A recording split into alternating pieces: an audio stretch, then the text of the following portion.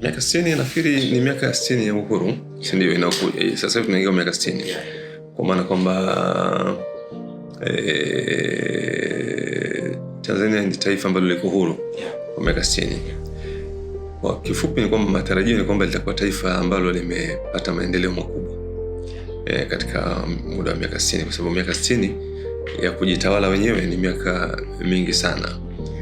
Kwa hivyo matarajio makubwa ni kwamba tuwe tumepata maendeleo makubwa.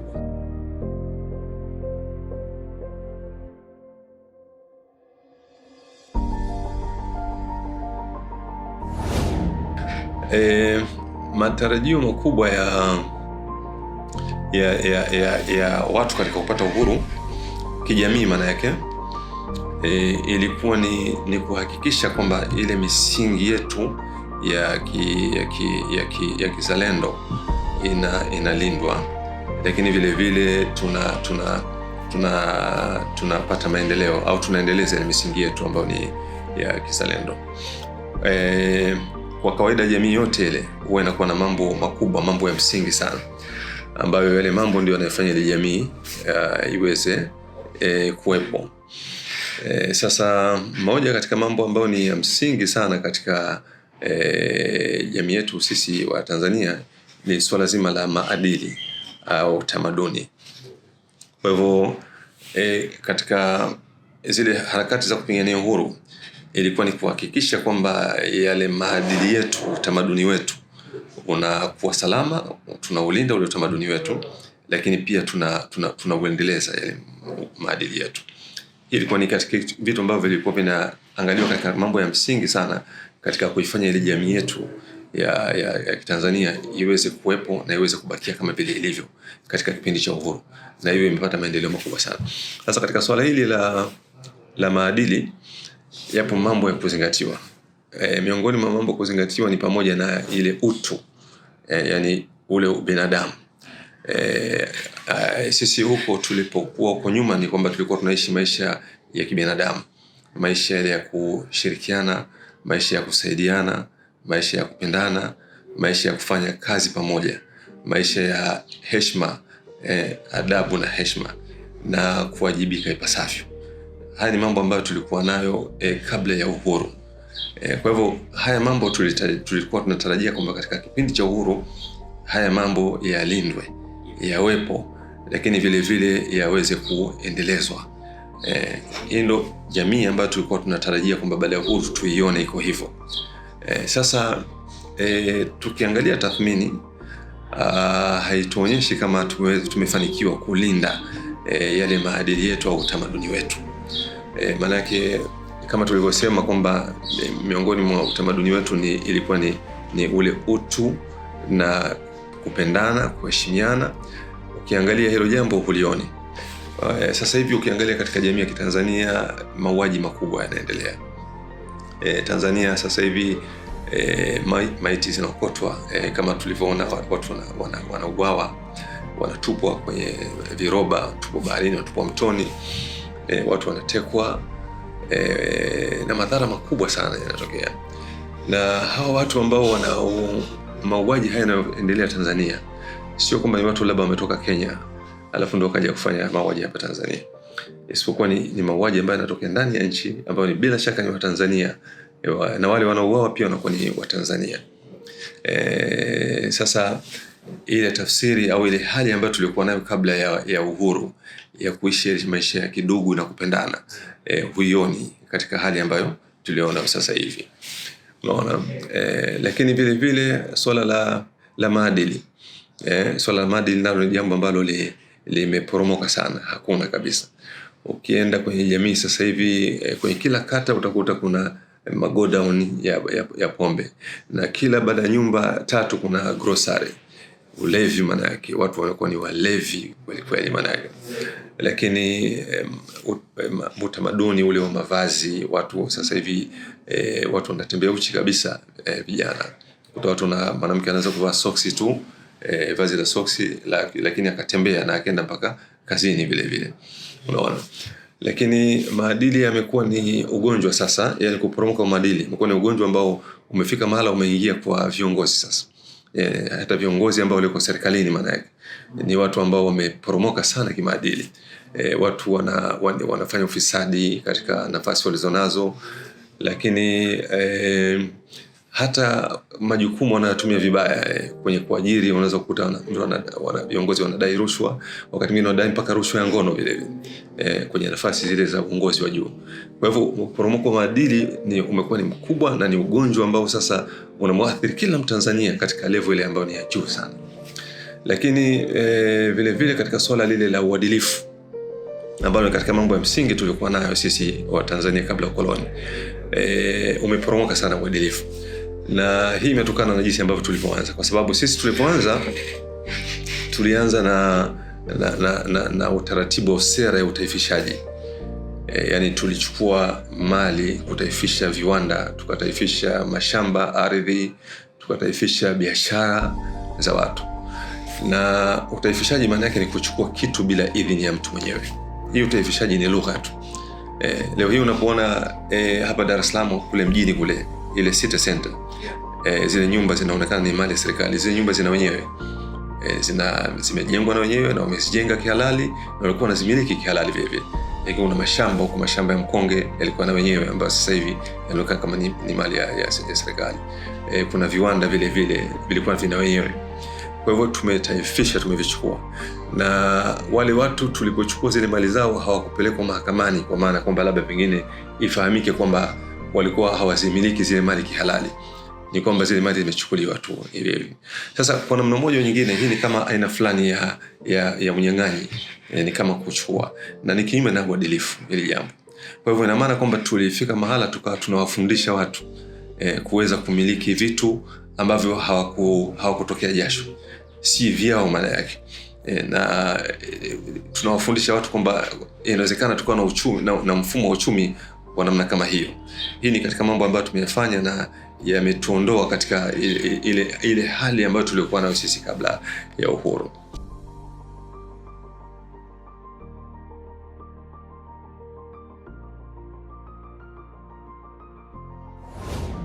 Watu wanakuja katika majumba yetu ya ibada na tunawafundisha. Miongoni mwa hao ni wale ambao wanakwenda kuingia serikalini na wanafanya kazi serikalini. Lakini serikali ina wajibu wa kulinda hayo maadili. Kwa mfano nichukulie swala dogo tu ambalo ilikuwa ni mfano bora. Mimi nimeshuhudia wakati wa awamu ya kwanza tulipoanza kidogo. Tulikuwa kidogo tunazingatia yale mambo ya msingi. Nimeshuhudia wakati wa serikali ya Mwalimu Nyerere, askari mgambo wakipita barabarani wanakwenda wanakagua mavazi, wanakagua vitu mbalimbali. Lakini pia kwenye mamlaka zimeunda, tumefika mahali tukaunda vyombo vya ukaguzi. Kuna vyombo ambavyo kwenye mambo ya habari, kuna vyombo vya kupitia, kuangalia filamu, kuangalia na kadhalika na vitu vingine vingi. Lakini hivi vyombo kwa bahati mbaya kwamba sasa hivi havifanyi kazi. Kwa maana hiyo ni kwamba ikiwa serikali imeshindwa kusimamia haya mambo, ni vigumu sana kwa viongozi wa dini kuyazuia. Viongozi wa dini watakuwa wanazungumza, lakini kama hakuna power ambayo inasimamia yale ambayo wanazungumza na viongozi wa dini, vyovyote itakavyokuwa ile kazi ya viongozi wa dini itakuwa haina maana.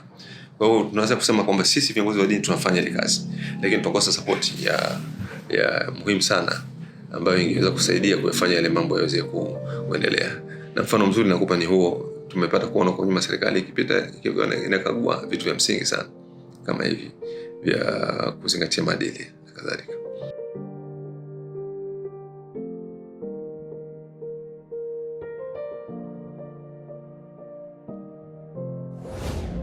Sasa hiyo kwa sababu kuna taarifa, kuna maelezo, si ndio? Yale maelezo ambayo sisi tunawaeleza yanasikika, kwa sababu sisi tunahubiri kwenye vyombo vya wazi na wakiwepo kwenye nyumba zetu za ibada wanahubiri, wanasikika. Lakini sasa yale ambayo tunasema sisi, kuna vyombo vya maamuzi ambavyo vyombo vya maamuzi vinasikia, si ndio? Vile vyombo vya maamuzi ndivyo ambavyo vinatakiwa sasa vifanyie kazi yale. Katika kufanya kazi wanakuwa hawaangalii kwamba huyu ni kiongozi au sio kiongozi. Wenyewe wanaangalia nani ambaye anakwenda kinyume na yale maadili, wanafanya kazi. Kwa vile vyombo vya maamuzi yafanye kazi.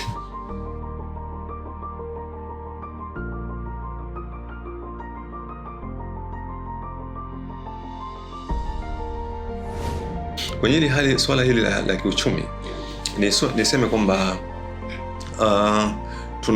tunapozungumzia uchumi, yani uchumi mzuri, tafsiri yake kubwa huwa ni kufika mahala yani tukaona maisha mazuri kwa wananchi. Na hiki ndio kipimo kizuri cha uchumi, kwamba uchumi wetu umekuwa au uko chini. Ni kuangalia ile hali ya maisha ya watu, upatikanaji wao riziki, huduma mbalimbali labda za kiafya, huduma za maji, huduma za umeme na mambo mengine yale muhimu. Yale ndio kipimo. Ukiwasha mbali zile takwimu ambazo mara nyingi huwa zinatolewa na viongozi wa serikali, labda uchumi umekuwa kwa asilimia fulani, uchumi umekuwa kwa asilimia fulani, yale ni mambo ya kiufundi ya kiofisi. Lakini kipimo ambacho kinacholeta makundi yote kwa pamoja wakaweza kuona kwamba uchumi umekuwa au kukua, ni kuangalia ile hali ya maisha ya watu jinsi ilivyo. Sasa huko mwanzoni tulipokuwa tunapigania uhuru, tulipoingia kwenye uhuru, baada ya uhuru, tulisema kwamba uchumi wetu unalenga kukabiliana na mambo matatu. Yani kukabiliana na kuondoa umaskini, kukabiliana na ujinga, na kukabiliana na tatizo la maradhi. Haya ndio mambo matatu ambayo tulisema kwamba uchumi unakusudia kujenga uchumi ambao utakabiliana na haya mambo matatu. Sasa tunaweza tukaangalia mambo haya matatu. Ukiangalia mambo haya matatu, kwa kweli hali ya maisha ya wananchi maana yake ni duni sana. Umaskini uko kiwango cha juu sana. Hakuna mtu ambaye Tanzania sasa hivi anaweza kusema kwamba huyu anapata chakula cha kutosha, yani anaweza kula chakula kwa milo mitatu. Hao ni watu wachache sana. Hali ya maisha ukiangalia ni duni sana. Bidhaa ziko juu sana, bidhaa za vyakula, kwa kiwango ambacho watu hawamudu, kiasi ambacho mtu sana pengine anapata mlo wa siku moja. Lakini huduma za afya ziko ghali na chache sana, kiasi kwamba ni mtu wa kawaida kwa sababu ya ule umaskini wake hamudu. Sasa hivi mzazi tu akitaka kujifungua ni lazima awe na kati ya 500,000 mpaka 1,000,000 ndio anaweza kupata zile huduma za afya kule hospitali. Hali ya umaskini jinsi ilivyo, tafsiri yake ni kwamba watu wanalazimika sasa kupata huduma za kujifungua kina mama za kienyeji zaidi, kwa sababu hawamudu yale mazingira ya hospitali. Unaona, lakini ukiangalia kwenye huduma za maji ni duni sana. Na kwa asilimia karibuni kubwa ya watu wa Tanzania wanakunywa maji ya tope, maji yaliyochanganyika na tope. Na wataalamu wanatuambia kwamba karibuni asilimia kubwa ya magonjwa yanatokana na maji machafu. Kwa hivyo maradhi makubwa, na kutokana na huduma zile za maji kukosekana, maradhi pia yanazidi kuongezeka. Kwa hivyo ukiangalia huduma zile ambazo tulizosema kwamba tutakabiliana nazo, uchumi utakabiliana nazo, ni kipimo kizuri, ni kwamba ziko chini sana. Elimu yetu pia kama unavyoiona, sio watu wote ambao wanaweza kusoma, na pia haiko katika ile standard ambayo ni nzuri zaidi. Lakini umaskini ndio hivyo, tunaona uko duni sana. Lakini tukiangalia vile sera zetu katika masala kama vile ya kilimo, biashara, sio sera zile ambazo zinazokumsaidia mwananchi kuondokana na ule umaskini au kuingia kwenye ule utajiri. Tulianza na sera ambazo huko nyuma tunaangalia, kwa mfano mkulima anafanya juhudi mwenyewe, anakata msitu, anaweka mmea, anamwagilizia mmea, anapulizia dawa, anavuna. Lakini akishavuna, serikali inakwenda pale inamwambia, kuanzia sasa hivi hizi bidhaa zako sisi ndio tutakaopanga bei, na ndio tutakao tutafutia soko na tutauza, alafu baadaye tutakupatia fedha wewe. Hiyo hali tumekwenda nayo kwa muda mrefu, na matokeo yake ni kwamba katika utaratibu huo, matokeo yake mtu anakuwa maskini, pamoja kwamba amelima na amepata mavuno mazuri, lakini mwisho yote anakuja kwa maskini. Na kilichomsababishia umaskini si kwamba hakupata mavuno amepata, lakini kilichomsababishia maskini ni pale ambapo serikali ilipojitokeza kwenda pale katika ile kazi ambayo ameifanya. Kwa hiyo unaangalia sera yetu katika kilimo, ni sera ambayo imesaidia sana kuleta umaskini. Na hili nafikiri limeonekana hata hivi karibuni, kama unavyokumbuka, nafikiri miaka 2-3 iliyopita imetokea kule Mtwara, watu wamelima korosho vizuri kwa kusini, lakini matokeo yake korosho ikachukuliwa na ikaoza mikononi mwa vyombo vya serikali. Kwa hivyo zile sera sio rafiki katika kumfanya mtu aweze kuondokana na umaskini. Lakini tumeona hata katika biashara, Katikati hapa tumeona kuna wafanyabiashara wa maduka ya fedha. Serikali imechukua fedha zao na wamekuwa hali ni maskini mpaka leo hii. Lakini hata kwenye mambo ya kodi watu wamekuwa wanatozwa kodi kubwa, na karibuni mara 3 mtu anatozwa kodi alafu baadaye anaambiwa kwamba makadirio hayakufanyika sahihi, kwa hivyo kabla ya kukupa mzigo wako lazima ulipe kodi tena. Na tukio yake watu wamefilisika katika hiyo hali. Yani umaskini ambao umejitokeza sana katika awamu ya 5 umetokana na zile sera zetu katika mambo ya biashara na mambo ya kilimo vile vile. Kwa hivyo lakini pia hata vile vile ukiangalia hata katika hizo sera katika utendaji au katika ile fursa au mamlaka za serikali zenyewe, namna zilivyokaa haziwezi kutuendeleza, kwa sababu unakuja utawala wa awamu hii unaonyesha kwamba itakuwa ni awamu ambayo inataka kuuza uchumi kupitia viwanda, lakini ikija awamu nyingine inasema hapana, wanauza viwanda. Ikija awamu nyingine inasema tunataka tena viwanda. Kwa hivyo sera sio zile ambazo zilizotuama ambazo zinaweza zikasukuma uchumi endelevu. Ukienda pale Shekilango pale kulikuwa na kiwanda pale kinaitwa Ufi, kiwanda cha majembe, na pembeni yake kulikuwa kiwanda cha Urafiki. Lakini hapa Gongo la Mboto kulikuwa kiwanda cha Sungura Textile cha nguo. Sasa hivi ukienda ni ardhi, hakuna kitu. Ukienda kwenye vile viwanda pale vya Ufi na Urafiki, ukipita mle ndani kuna magofu ya mashine, yani hakuna kabisa. Lakini kuna viwanda vingi pia vilivyosu. Kwa hivyo unakuta kuna hii sera tulionayo ambayo ni sio endelevu, haiwezi kuendeleza uchumi. Anakuja rais huyu, utawala huu unasema kwamba tu na viwanda, unakuja utawala mwingine unauza viwanda kwamba sio nzuri. Kwa hivyo kwa ujumla ni kwamba utaangalia uchumi wetu sio uchumi ule ambao unaweza ukasimama sawa sawa, kwa maana ile sera zetu tukapata uchumi. Kwa hivyo kiuchumi hatuna uchumi unaovutia ukilinganisha na matarajio yetu katika miaka 60 ambayo tulionao. Hali ya maisha ya wananchi inatafsiri uchumi tulionao. Kila mmoja anaiona hali ya maisha ya wananchi ni duni sana, na watu wanaishi katika maisha ambayo ni ya dhiki sana.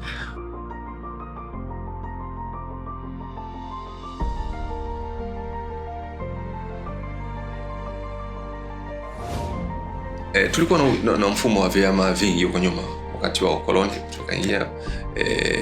Tulianza na vyama vingi alafu tukaingia kwenye chama kimoja, baadaye tukatoka kwenye chama kimoja tukaingia kwenye vyama vingi. Mtazamo wetu wa kuhama kutoka kwenye mfumo wa chama kimoja kwenda kwenye vyama vingi, mambo mawili makubwa tulikuwa tunatarajia. La kwanza tulikuwa tunatarajia kuwa huru zaidi katika masuala ya politics. Huko mbele matarajio ni kwamba tufikie kwenye masuala ya kuunda serikali iliyokuwa bora na kuona matokeo yaliokuwa bora. Lakini kimsingi tulikuwa tunatarajia kwamba tuwe huru kwa maana ya kupata ridhaa ya mtu ya uongozi, lakini tuwe huru kwa maana ya kuchagua mtu ambaye tunaamini kwamba huyu katika nafasi hii atatufaa. Tuwe na uhuru wa namna hiyo, na ule mchakato mzima ule wa kisiasa tuwe huru katika ule mchakato wa kisiasa. Jambo la pili ilikuwa ni kwamba tunatarajia kwamba katika mabadiliko hayo ya kisiasa tuweze kumudu kutatua matatizo yetu sisi wenyewe.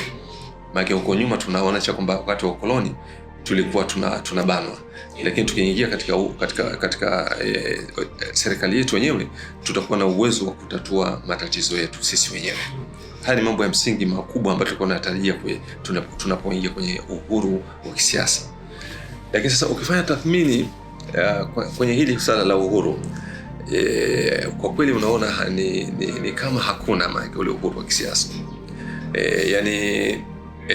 Hivi karibuni mimi nilihudhuria kwenye kikao kimoja cha kama miaka miwili hivi mitatu nafikiri, ambayo kilikuwa ni kikao kinachojadili muswada wa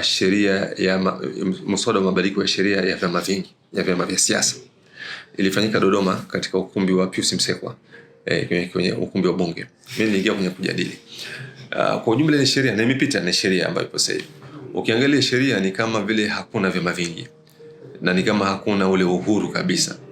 Kwa sababu kwa ujumla, kwa kifupi, ile sheria ni kama ilikuwa inavichukua vyama vyote vya siasa inaviweka chini ya mtu mmoja ambaye ni msajili wa vyama.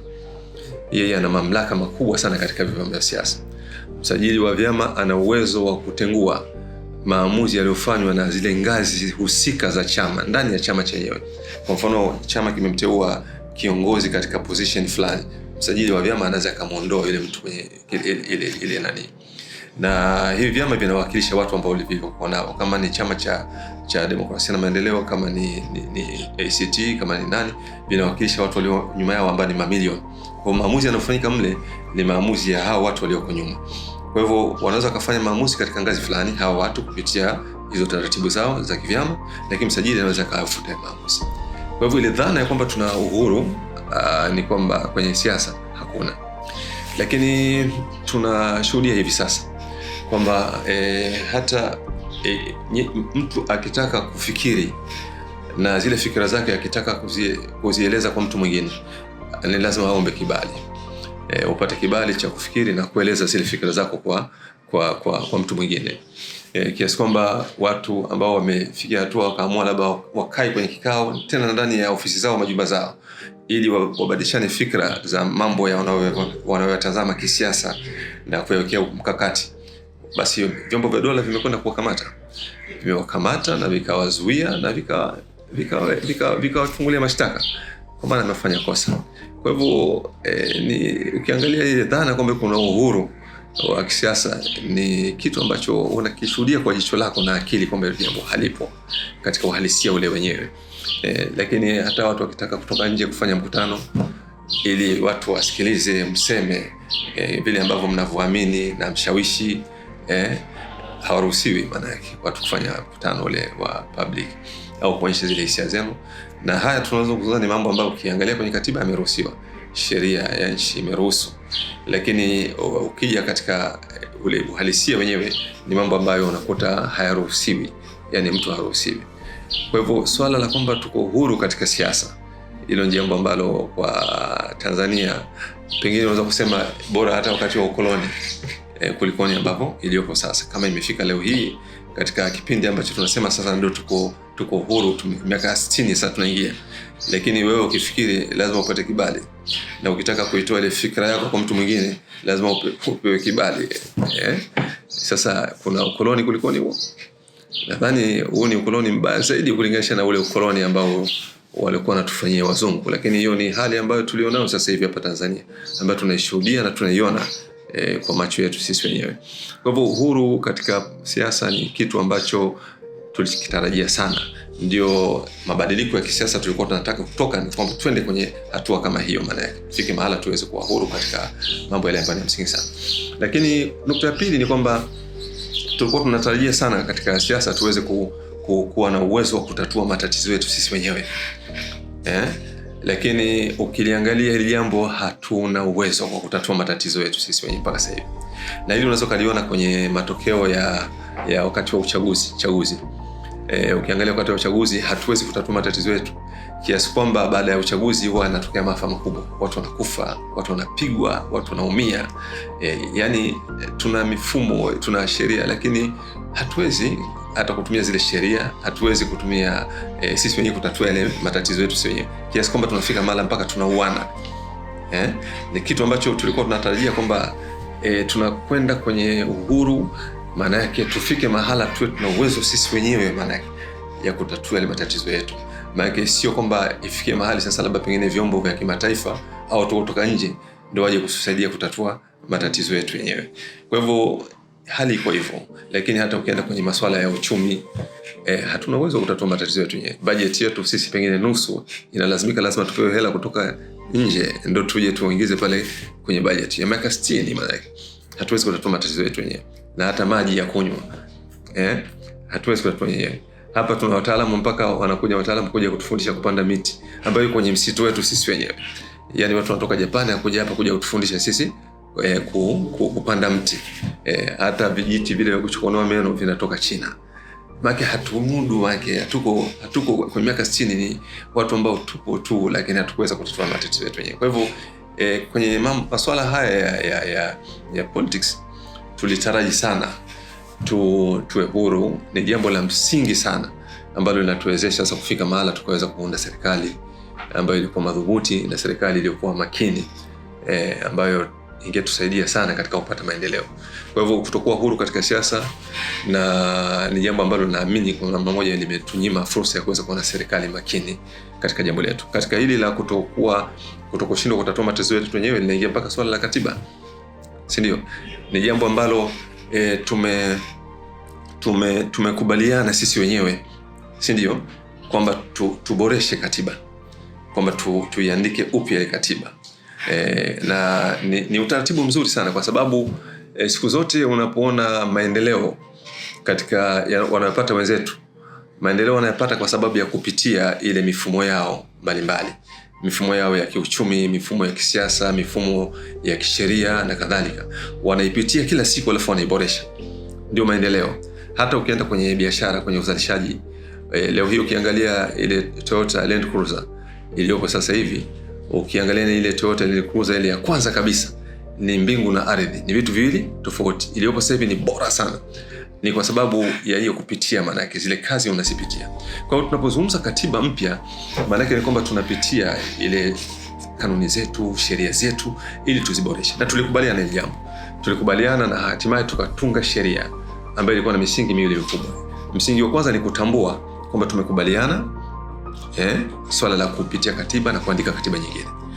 Msingi wa pili ni kwamba tumekubaliana imeweka hatua za utekelezaji wa namna ya kuleta yale mabadiliko ya katiba.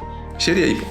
Sasa katika situation kama hii, halafu watu mnagombana, yani watu mmefika mahala kwamba mnagombana, yani mnatofautiana kwamba inawezekana haiwezekani, yani mna makubaliano ya kisheria ya kwamba tumekubaliana ile jambo, halafu vile vile tumekubaliana tuna utaratibu wa namna ya kuliendea, halafu umefika mahala kwamba kuna ugomvi, mnagombana, hatutaki, tunataka, hatutaki, Kwa hivyo nikirudi katika nukta kwamba tulitarajia sana katika kipindi cha uhuru tuwe na uwezo wa kutatua matatizo yetu wenyewe, lakini viashiria vingi vinaonyesha kwamba hatuna uwezo wa kutatua matatizo yetu wenyewe. Kwa hivyo siasa iliyopo tumefeli kwa kweli. Katika miaka 60 hatujapiga hatua ya maendeleo katika politics.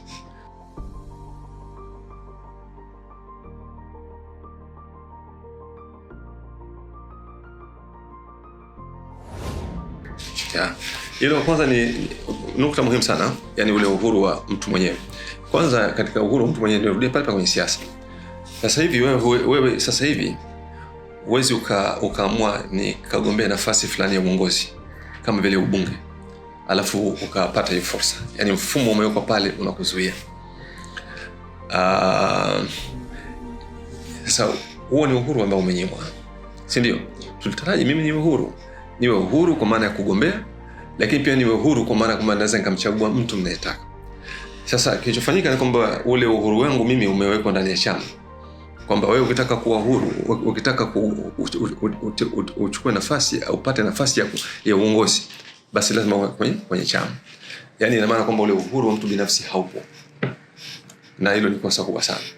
Sababu mimi nahitaji kuwa huru kama Mtanzania, ni lazima niwe huru na madam tu nakidhi vile vigezo au nafuata zile kanuni ambazo zilizokuwepo pale.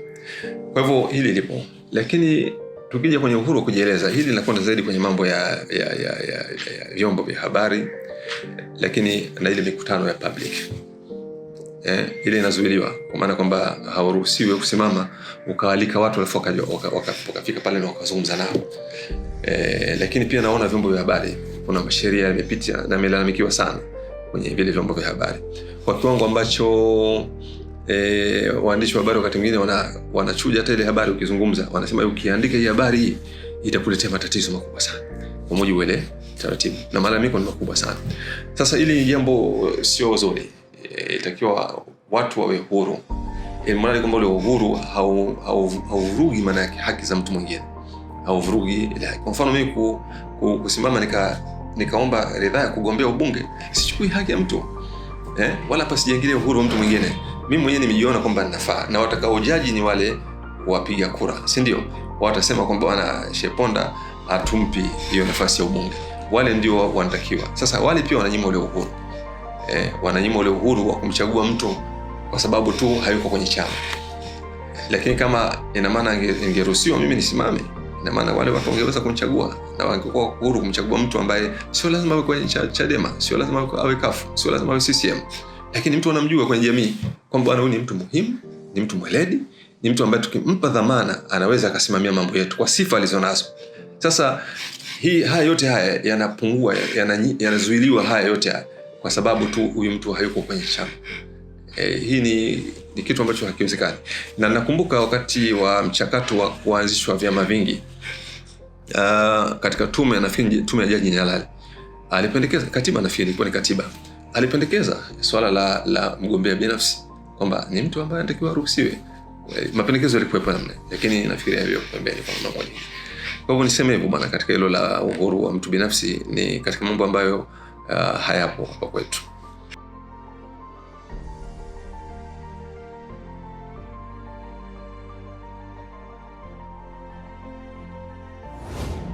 Hatujaweza kufanikiwa kupata nafasi nzuri ya kuweka uongozi mzuri. Unajua, kwa mfano swala la katiba. Swala katiba ni swala la msingi sana. Kwa sababu swala katiba ni kwamba linaweka vigezo, linaweza kulinda mambo ya msingi kama vile haki ya wananchi katika kufanya maamuzi. Katiba ikiwa nzuri, madhubuti, inaweza kuwasaidia watu au kuwafanya watu waweze kufika mahala wapate yale mambo ya msingi kama vile uongozi bora. Katiba zetu haziko hivyo. Unajua, katiba ambayo tulioipata kwanza kabisa si Tanzania haikutokana na ridhaa ya wananchi. Ilikuwa ni mchakato ambao uliwahusisha wanasiasa wachache pamoja na wakoloni wenyewe. Ndio tukapata katiba ambayo tuliokuwa nayo. Na hiyo ndio ambayo tumedumu nayo tukiwa tunaitia viraka mpaka kufikia katiba ya mwaka 77. Ni katiba ile ile. Kwa hivyo sio katiba nzuri ambayo imeweka misingi mizuri inayomwezesha mwananchi kuweza kuwa na fursa ya kuweza kuunda mamlaka zile ambazo zitakazotokana na ule uelewa wao na ueledi wao. Katiba sio nzuri. Kwa mfano moja hapo katika mambo ambayo ndio haya yamekuwa nalalamikiwa ni swala zima la kuwa na tume huru ya uchaguzi. Tume iliyopo ni ile ambayo imetiririka kutoka kule ambako kwa wale watawala ambao ndio hao walioingia madarakani kwa mfumo ule wa katiba ile ambayo ilipatikana kutokana na wao pamoja na kushirikiana na wakoloni, wakaingia madarakani, ambao kibinadamu wamefika mahala wameweza kuonja ile ladha ya utawala na wakaendelea kujenga mifumo ambayo inawafanya wenyewe waendelee kubakia madarakani kwa muda mrefu sana. Na hiyo wamekuwa na tamka wazi kabisa. Na kumbuka kwenye uchaguzi wa mwaka ule ambapo ulikuwa uchaguzi uliomuingiza Rais Kikwete madarakani wa mwisho, rais alikuwa madarakani analazimika kufanya kampeni ya chama chake. Alitamka Rais Mkapa, alisema anasema hakuna mahala popote pale duniani chama ambacho kimeshika dola alafu kikose kuitumia dola kuhakikisha kinabaki madarakani. Haya maneno ameyasema Rais Mkapa, na nafikiri amesemwa pia na viongozi wengine. Sasa kimsingi hawa wameweza kubakia pale kwa sababu ya ile katiba iliyokuwepo, na kwa sababu ya katiba, mfumo wa katiba uliokuwepo pale umeweza kuwanyima wananchi fursa ya kuweza kufanya mabadiliko makubwa. Leo hii unazungumzia tume ya uchaguzi iliyopo ambayo ile scenario yake yote inateuliwa na mmoja katika wagombea ambaye anagombea na yeye katika vile. Yani huyo ndo anayetengeneza kile chombo cha maamuzi. Yani kama vile mnataka kucheza mpira. Sasa mmoja katika zile timu mbili, sasa timu moja ndio inamteua referee, inamteua lineman, inatunga sheria. Sasa haiwezekani mkapata ushindi, na ndio mfumo ambao tunao. Kwa hivyo naweza kusema sababu za msingi ni kwamba hatuna, wananchi wamenyimwa uwezo wa kuweza kuchagua mamlaka zile ambazo zinazotakiwa. Naamini kwamba wananchi wangepata fursa nzuri, tungeweza kupata serikali iliyokuwa bora na iliyokuwa makini, ambayo tunaweza kusema ingetuletea maendeleo makubwa sana ukilinganisha na hali iliyopo sasa hivi. Nchi yetu haina sababu ya kuwa hapa tulipo. Yani nchi yetu sisi ni nchi katika nchi ambazo zenye neema kubwa sana. Tuna ardhi nzuri, tuna madini ya kutosha, tuna rasilimali nyingi sana hapa nchini Tanzania. Lakini ukiangalia nchi yetu iko duni sana. Ni nchi ambayo ni maskini kupita kiasi, manake raia wake ni watu ambao ni maskini kupita kiasi. Kazi yetu sasa ni kupandisha makodi tu. Unambana mtu ambaye hana kitu kabisa unamkemo, kwa sababu watu tulionao sio watu wabunifu, sio watu creative ambao wanaweza wakatumia rasilimali zilizopo kuinua hali ya uchumi wa nchi na hali ya maisha ya watu, sio wabunifu. Tulianza na ile sera ambayo nimezungumza kule ya utaifishaji. Haikuwa sera nzuri, maana ni sera ambayo ilikuwa inawafundisha watendaji wetu yani kupata vitu vilivyokuwa tayari, maana yake yani sio kubuni. Yani wao watakiwa maana wabuni kile kiwanda walichotaifisha, watakiwa watu wawe ubunifu na wao wabuni kama alivyoweza kubuni yule aliyojenga kile kiwanda. Lakini matokeo yake sisi tukachukua kile kiwanda chenyewe. Maana unamfundisha mtumishi au mtendaji wa serikali kwamba hivi ndivyo tunavyoweza tukajenga uchumi wetu kwa kupata kitu halisi kilichopo pale. Kwa hivyo watu wetu ule ubunifu, creation, imeuawa kabisa kwa watu wetu. Kwa hivyo wanashindwa kutumia ile hali halisi na neema ambazo Mwenyezi Mungu ameziweka kwenye Tanzania hii, tukaondokana kiuchumi. Leo hii unaangalia dona shilingi 2000, yani dona maana yake ni chakula cha kinachokuwa mmoja tu hapa Tanzania unalisha watu mahindi. Leo hii mwananchi wa Tanzania anauziwa dona, ugali wa dona shilingi 2000. Ni ghali sana maana yake, na hakuna sababu zote za msingi. Sisi tunaagiza chakula kutoka nje, mchele. Ukitoka tu hapo ingia barabarani au ukianza kuingia Pugu hapo unakuta msitu mkubwa na iko green, yani msitu wenyewe ni green, maana yake ardhi ni nzuri kabisa. Ukienda hapa kuna bonde hapa sui liko pale, bonde ya mto Ruvu, maji yanakaa mwaka mzima pale, yanaletwa na mvua pale. Mnaweza mkazalisha pale chakula nchi nzima, lakini mpaka aje Mjapani ndio aje kutufundisha pale, aje atusimamie pale. Sasa tunaweza kusema kimsingi ni kwamba hatuna watu wazuri ambao wanaweza wakatuongoza katika taifa letu. Hii ndio kasoro kubwa, na ni si kwa maana nyingine isipokuwa ni kwamba hatujapata fursa ya kupangana vizuri sisi wenyewe na tunabanwa na hii mifumo ambayo ilikuwepo. Kwa hivyo swala la katiba mpya iliyokuwa bora ni kitu cha msingi sana, kitu cha msingi, kwa sababu katiba mpya tafsiri yake ni kwamba tumepitia, tumerekebisha, tumesahihisha ile katiba iliyokuwepo, na huo ndio mfumo unaoleta maendeleo popote pale duniani. Ni ule mfumo wa kupitia kazi zenu za kiuchumi, kazi zenu za kisiasa, kazi zenu za kijamii, mnazipitia, mnaboresha. Wenzetu wanafanya hivyo kila siku.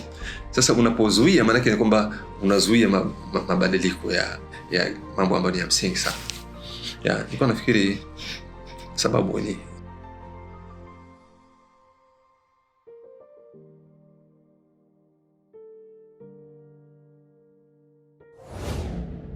mimi nafikiri, unajua kwa nyuma kidogo mpaka tulipoingia kwenye kukubaliana kwamba tuwe na katiba mpya, kulikuwa kuna jitihada fulani ambazo zilifanyika.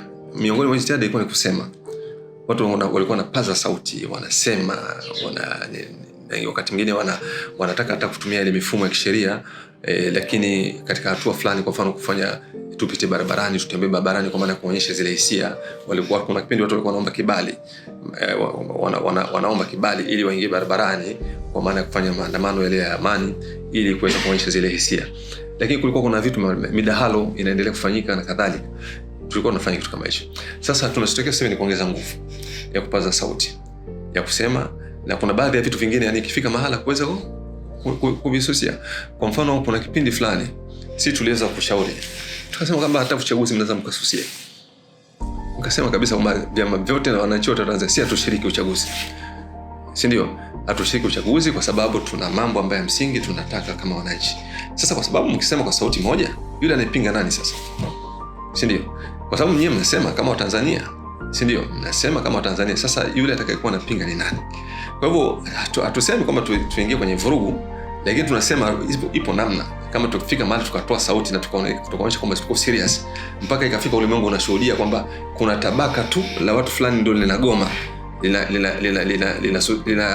linapinga, basi hiyo hali itokee kwamba kuna tabaka la watawala linapingana na wananchi wake. Tunaweza tukafika hapo. Kwa hivyo sisi cha kufanya ni kwamba ni lazima kama viongozi to mobilize na tufike mahala tukubali mambo madogo.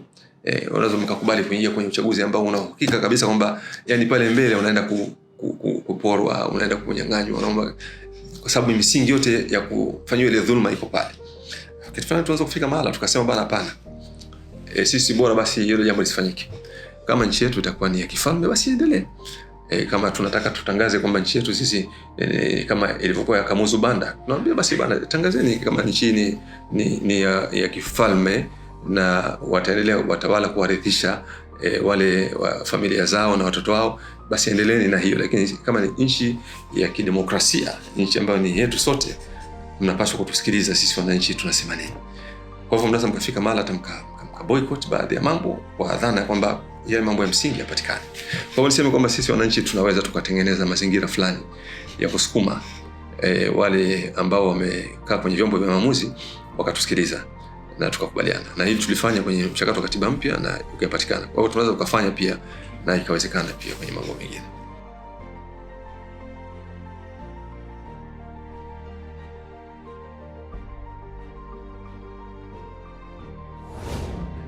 Lugha ya Kiswahili ni katika lugha kubwa duniani. Nafikiri bara la Afrika itakuwa ni lugha kama ya pili au ya kwanza, kitu kama hivi, ambayo inabeba watu wengi sana.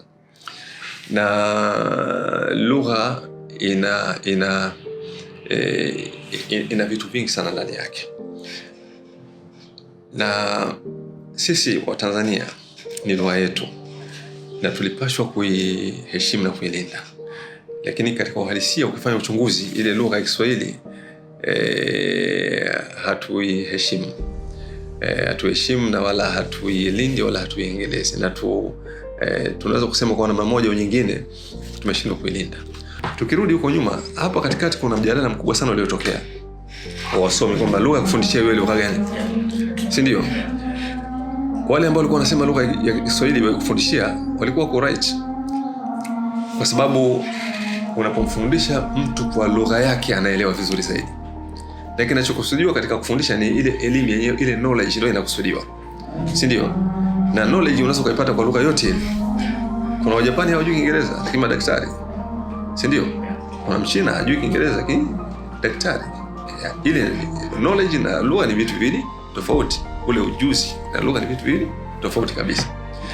Kwa hivyo tukirudi kwenye point kwamba inawezekana pengine watu wetu walioko kwenye uongozi wana tatizo hilo kwa sababu ya lugha. Inawezekana ikawa ina ukweli kwa sababu kwenye lugha yenyewe kuna matatizo makubwa sana. Na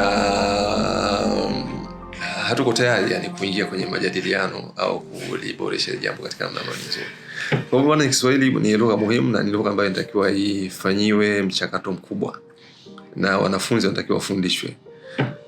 Lugha zingine kama Kiingereza iwe ni somo kama ilivyo masomo mengine. Lakini lugha ya kufundishia mtu anafundishwa kwa Kiswahili, atamuelewa vizuri, ataelewa vizuri lile somo lenyewe, atakuwa mtaalamu mzuri. Na Kiingereza anajua kwa sababu si amesoma kama somo, Kifaransa anakijua vile vile. Kwa hivyo ile dawa ikija sui ampicillin atajua kwa sababu si anajua lugha. Ikija sui macronini atajua. Kwa hivyo kuna hiyo ukoloni ambao umetubana. Ndo hayo mambo tunasema tu hatujawa na uhuru, yani bado tuna tatizo kwenye uhuru. Hatujawa uhuru kabisa. Sawa.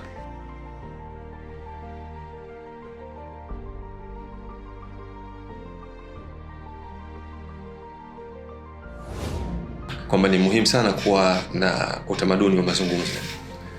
Kuwa na utamaduni wa mazungumzo na kwa sababu hii nchi ni yetu sote.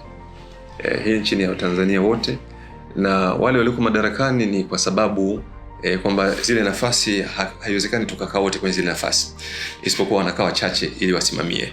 Kwa hivyo wao wanatakiwa wajue hivyo, lakini nchi ni yetu sote na sote tuna uwezo wa kuweza kuchangia katika nafasi mbalimbali za kisiasa. Tuna uwezo wa kuchangia kwenye nafasi, kwa hivyo hilo lifahamike.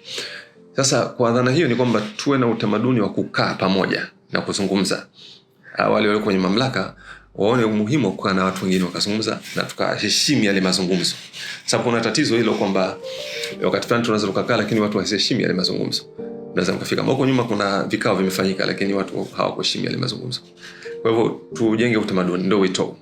Tujenge utamaduni wa watu walioko madarakani kuwa tayari kukaa na Watanzania wengine walioko nje ya serikali kujadili masuala muhimu yanayohusu taifa kwa ujumla, na vile vile kuheshimu yale majadiliano yatakayokuwa yamejadiliwa katika vikao kama hivyo. Huo ndio wito ambao ningependa kumalizia katika swala hili la miaka 60 ya uhuru. Tunatazamaje katika maeneo hayo ya kijamii, kiuchumi, kisiasa na mengineyo.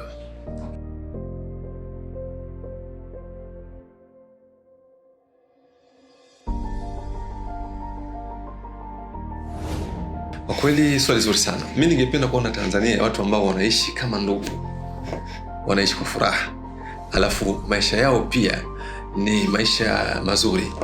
Na hii kwa sababu ndivyo Mwenyezi Mungu alivyotaka, kulingana na jinsi ukiangalia Tanzania jinsi ilivyo. Sababu katika nchi ambazo ina neema kubwa kabisa Tanzania. Yaani tuna uwezo kila mmoja kupata mahitaji yake hapa bila ugomvi. Yaani nchi ilivyokaa, neema zilivyopo Tanzania, Mwenyezi Mungu alivyoneemesha Tanzania, ni nchi ambayo ina neema zote. Neema nyingine kubwa zaidi lugha. Tunazungumza lugha moja sisi, si ndio? Ya Kiswahili. Lakini tabia ya Tanzania ambayo nimezungumza kule kwenye utamaduni, tabia ya Tanzania ni tabia ya kushirikiana, kupendana. Mpaka tunapata uhuru hakuna mapigano. Hakuna mapigano kwamba kuna kabila fulani linapigana Tanzania. Hakuna. Si ndio? Yaani tuko vizuri, maana tunaishi kwa amani, tunaishi maendeleo. Na nchi yetu pia ilikuwa imeshakuwa na misingi mizuri sana ya maendeleo. Kwa sababu nchi yetu imepata maendeleo miaka mingi sana. Kuna miji kama Kilwa, ni nchi. Kilwa ilikuwa na fedha. Walikuwa na fedha na walikuwa na maendeleo makubwa. Kwa hivyo mimi ningependa kuiona Tanzania ambayo ina misingi ile. Tanzania ya watu ambao wanaishi kwa furaha, kwa amani, watu wanaweza kupata riziki zao vizuri, maisha yanakwenda vizuri, na ni kitu kinachowezekana kabisa. Ni swala tu la kuweka misingi mizuri ya uongozi na utawala, tunaweza kufika kwa Tanzania ya amani. Kuliko ni Tanzania tunakwenda sasa hivi, unatembea na mashaka barabarani, mara umetekwa. Na anakuteka Mtanzania mwenzako, au wala hujua kutekea nini. Na akishakuteka hasemi kwa nini amekuteka. Anza akakuteka alafu akakaa na wewe tu. Na pengine akaendelea kukutesa. Yaani ukimuuliza hicho kitendo taifa linafaidika na hicho kitendo kwa namna gani? Yaani hakuna maelezo kwamba taifa kama taifa linafaidika na hicho kitendo kwa namna gani. Haipatikani. Kwa hiyo ningependa kuona Tanzania nzuri ya watu tunaishi kwa amani, kwa furaha, kwa mapenzi, kwa ushirikiano. Hiyo ni Tanzania ambayo mimi nilikuwa naitegemea sana.